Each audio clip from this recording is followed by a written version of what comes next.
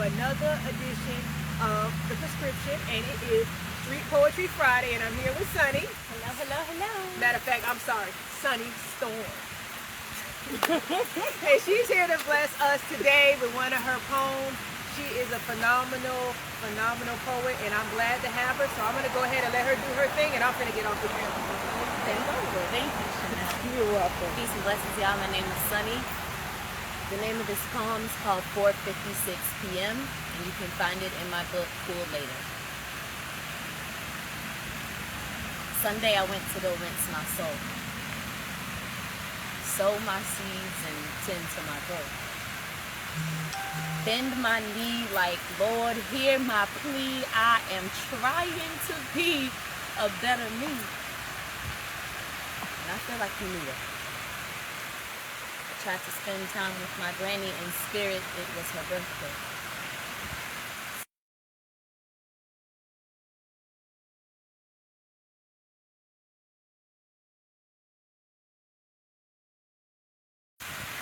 So I'm sitting in the lowest form of accomplishment, congratulating myself over a small victory when a lady walks up to me asking if I have a light.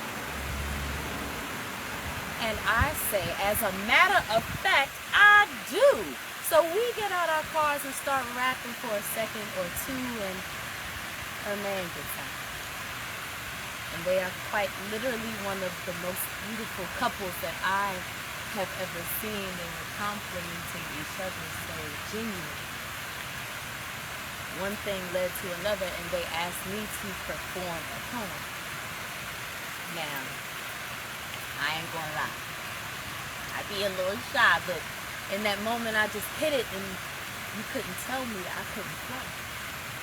The sun itself started to kiss me on my left cheek, and the world all around us fell to silence. Perfect peace, like it was meant to be. There was a man paragliding by, and there literally wasn't even a breeze.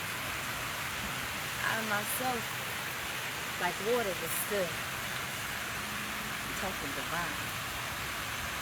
Everything was perfect. I mean, right on time. And when I finished, there was a breeze that kissed me on my right. Pretty certain that moment will live with me for the rest of my life. So we go our separate ways. I get in my car, crank it up.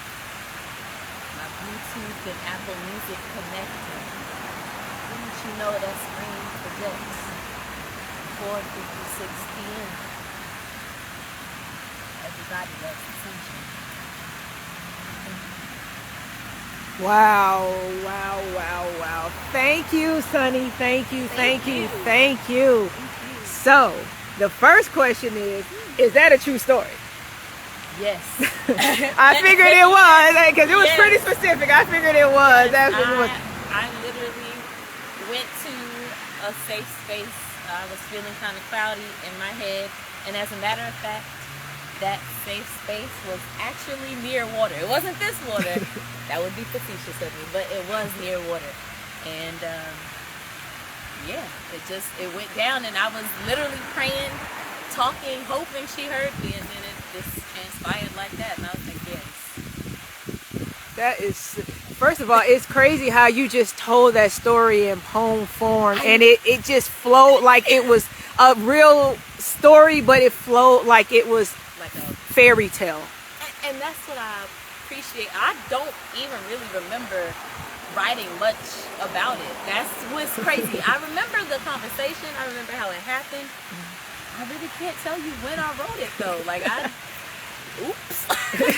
It's just one of those poet things where it just fall out, and you be like, when I wrote this? I must have had to crank it out before I forgot or something. But I'm glad I was able to. I'm glad you did, and like you say, it's part of your book. So tell us a little bit about your book. Yes. So I am a self-published author, a first-time self-published author. I wrote a book or my collection of poetry, and it's titled Cool Later. So my dad, both of my parents were military, and growing up, my dad always used to tell my siblings and I, you can be cool now, or you can be cool later. And I could not stand hearing him say it like to the point where I was like, I know you gave me until you know, you never really understand the magnitude of a lesson until you're put in that moment, and it's like, all right,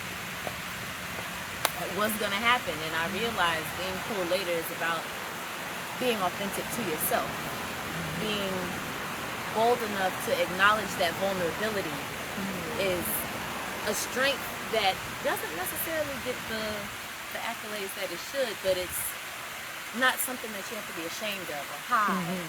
Even if it's quirky, even if it's different, even if it's off the beaten path, if it's yours, own it. That's right. If it's not great, make it great. If it's not great now, it can be great later. So cool later is definitely something to remind myself to continue staying authentic, to pace myself for my own journey, my own road, and not be focused on everybody else. Do your thing, set your cruise control, maintain. I love that. I love that. Like they say, the sound of your own drum. That's how you march. Yes. That's how you march. And you are definitely unique. I try to find unique poets, and you were definitely one of them. And I definitely am so glad you came. And I also, before I even go any further, everybody watching, I'm gonna need you to go get a copy of Cool Later by Sunny Storm. Where is it at? Tell them where it's at. Tell them where it's at. It's available in my bio on Instagram. So if you have paid your phone bill, if you got connections to Wi-Fi, if you know somebody with an Instagram, follow me at sunny.storm, SUNI.storm. The link is right there. It is on Amazon for $15. That's $5 less than $20. And I know you have that. So you should have a book. Exactly, because I know y'all could come off $15 to support a local self-published artist, because we have to support our own people. We have to support our own, and she's a great poet, and you see she got the performance and everything, and she's always like this personality, always bubbly and glowing, and like she say, she's cool later because she has her own style. She's very unique, and I always love to see her perform, and I'm so glad she stepped on to Street Poetry today for us. So thank you so much, Sunny. And before I go, I see the bracelet on the left. No, I'm sorry, my left. Oh, you're right. Yes, that one. Yes.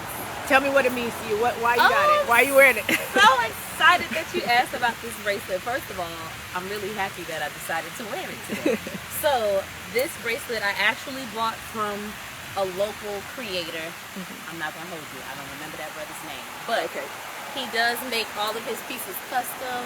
He takes orders. He was fantastic. I actually met him at an event at the Cookbook downtown Jacksonville, and he was selling these. So this is actually a tiger's eye bracelet, and it has an owl on the bottom. Wow. I love gems. I love crystals. I absolutely adore them completely. So tiger's eye helps me to remind myself to stay confident in the things that I know are true, and to stay confident that the things that I allow myself to absorb or be introduced to are for my best good, for my best creation. So that's what this bracelet reminds me to do, to walk authentically and know that that space is yours to occupy if you're allowed. Wow. I like that. I like that because, you know, I'm about crystals. I always rock a crystal. I always rock a crystal. So you're not going to find me without one on. And if you don't see it on, it's on me. Exactly. So. Even if you don't see it, it's man. Okay. All right, guys. Well, we're going to get out of here because we're losing light. But I want to thank Sunny, and I want to thank you all for tuning in to Street Poetry. Thank you. Friday edition on the prescription. You guys have a wonderful night, and as I always say, love and light. Bye.